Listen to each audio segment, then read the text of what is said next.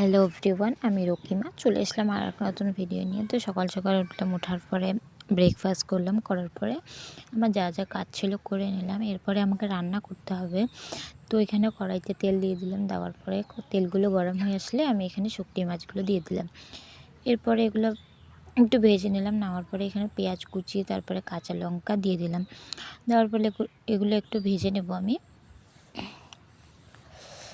এখানে পাঁচফোড়ন দিয়ে দিলাম, হলুদ লবণ দিয়ে দিলাম।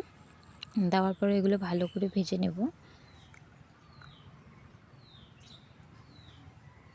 এই তো ভাজা হয়ে গেছে আমার। এখানে আমি এখন আলুগুলো দিয়ে দিব। তারপরে একটু নাড়াচাড়া করে নেব, ভালো করে আলুগুলো ভেজে নেব।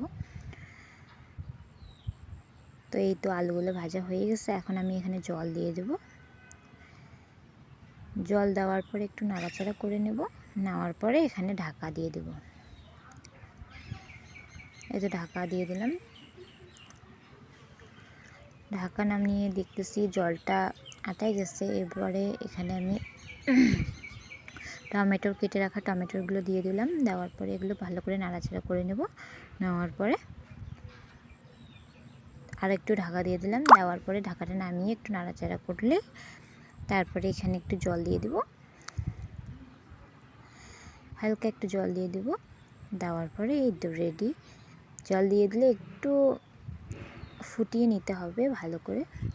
তারপরে একটু ফুটিয়ে নিয়ে নামিয়ে নিলে রেডি শুটকি মাছ, আলু আর টমেটোর ঝোল। একটু ঝোল করলাম, মাখা মাখা করলাম না। মাখা মাখা করলে আবার টেস্ট লাগে।